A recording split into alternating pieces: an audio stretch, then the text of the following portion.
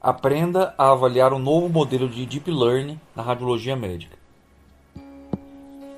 Eu sou o Dr. Antônio Lima Júnior e hoje nós vamos conversar sobre um estudo publicado recentemente pelo Jornal de Imagens Digitais. Esse estudo ele propõe o diagnóstico e a diferenciação entre glioblastoma e a metástase cerebral única utilizando sequências de ressonância magnética de difusão para o desenvolvimento de um algoritmo de Deep Learning. O GBM e a metástase cerebral são os tipos mais frequentes de tumores malignos cerebrais vistos em adultos. Ambos os tumores são altamente agressivos e têm uma progressão muito rápida, o que afeta negativamente a sobrevida dos pacientes.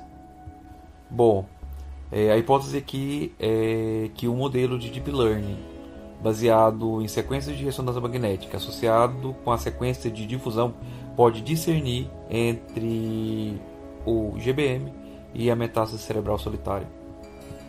Como eu mencionei anteriormente, é fundamental fazer essa diferenciação entre o GBM e a metástase cerebral única, porque ambas necessitam de uma abordagem de tratamento distintas. Conforme eu mencionei anteriormente, tanto o GBM quanto a metástase cerebral, elas têm características e padrões de imagem muito semelhantes na ressonância magnética. E isso torna-se um desafio fazer essa diferenciação com base apenas neste exame de imagem. Então, o tipo de edema peritumoral, ele pode ajudar a diferenciar o glioblastoma da metástase cerebral. Enfim, qual seria então o poder do Deep Learning para tentar solucionar esse tipo de problema? Bom, o Deep Learning ele é um tipo de inteligência artificial que é uma tecnologia poderosa que usa algoritmos avançados para analisar padrões complexos nos dados. Neste caso, a gente está falando de padrões de imagem relacionada especialmente a pixels.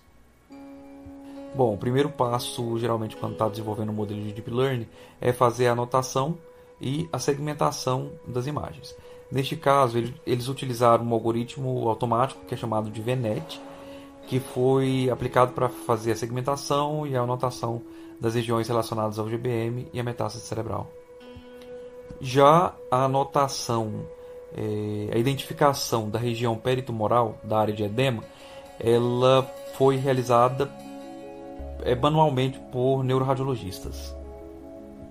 Eles utilizaram técnicas de aumento para aumentar artificialmente o tamanho das lesões, melhorando o treinamento do modelo.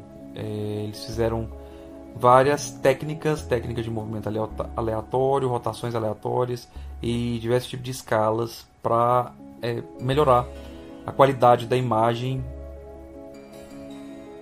Outro ponto extremamente importante que deve ser considerado quando está desenvolvendo um algoritmo ou um modelo de machine learning ou de deep learning é fazer a divisão do banco de dados. Para esse estudo, eles utilizaram um conjunto de dados de 4 centros diferentes e dividiram em duas partes. Uma parte do banco de dados foi direcionado para o treinamento do algoritmo, 70% desses dados, e os outros 30% eles foram utilizados para fazer a validação deste algoritmo. Além disso, eles utilizaram um banco de dados externo de um quinto centro, completamente diferente dos outros 4, para fazer o teste dos algoritmos que eles desenvolveram. Então, resumindo, em relação à divisão do banco de dados, eles dividiram em 3 conjuntos de dados diferentes. O primeiro, que foi a junção dos 4 centros, eles dividiram em 2, no dados relacionados ao treinamento do algoritmo, a validação do algoritmo e um terceiro banco de dados que utilizou dados de um centro externo para fazer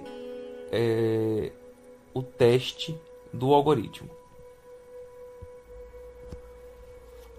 Então, os pesquisadores eles utilizaram uma arquitetura de Deep Learning específica, chamada 3D ResNet 18, que é uma rede residual tridimensional, para treinar o algoritmo.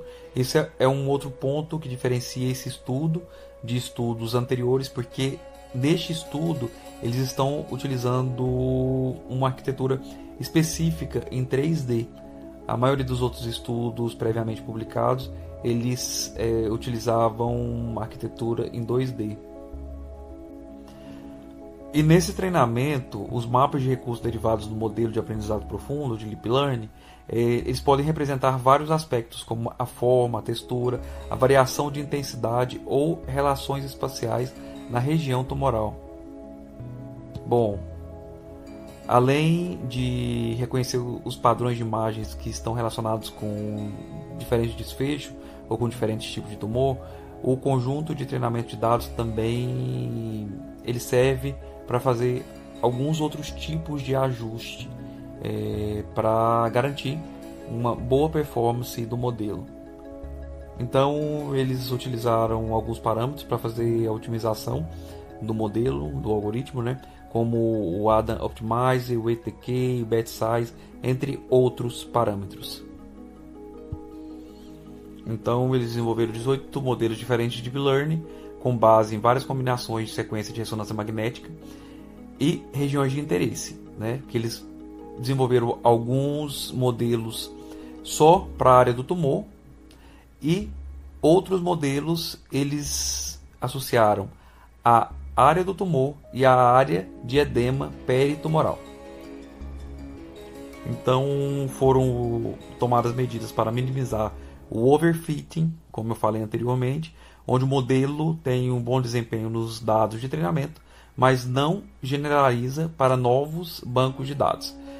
E neste caso, a própria divisão do banco de dados em treinamento e teste já é uma técnica utilizada para evitar e para minimizar o overfitting. Eles utilizaram o mapa de calor para fazer a visualização dos dados, ou heatmap. O heatmap ou mapa de calor ele é muito interessante e muito ilustrativo. Nesse caso, as regiões em vermelho e amarelo elas estão mais relacionadas com o tipo específico de desfecho. Então aqui a gente consegue ver que a região peritumoral, a região do edema, ela está mais relacionada com a metástase cerebral, e a região do tumor propriamente dito está mais relacionado com o GBM. E para fazer a avaliação do desempenho dos modelos de Deep Learning, eles usaram os 3 conjuntos de dados para fazer a avaliação da acurácia e da Area Under Curve, na distinção entre o GBM e a metástase cerebral. É extremamente importante entender qual que é a diferença entre Area Under Curve e acurácia e qual que seria a melhor métrica para fazer a avaliação do desempenho e da performance nesse tipo de estudo. É claro que seria necessário mais tempo para aprofundar esse estudo, principalmente questões estatísticas, mas a Area Under Curve é considerada a métrica mais apropriada para avaliar o desempenho em Deep Learning, principalmente em casos como esse de classificação, porque fornece uma medida abrangente mais ampla do desempenho. Bom, o resultado desse estudo foi que o algoritmo ou modelo que avaliou a combinação entre a difusão e a sequência de ressonância magnética T2, considerando tanto o tumor quanto a região peritumoral, demonstrou o melhor desempenho em distinguir entre o glioblastoma e a metástase cerebral única, com a Area Under Curve, ou a performance, de 94%, que é uma excelente performance. Isso a gente está falando no banco de dados de teste, que foi considerado como um banco de dados externo e completamente diferente do banco de dados que eles utilizaram para fazer o treinamento e a validação do modelo. Se você gostou do conteúdo, deixe seu like e acesse drlimajunioneuro.org.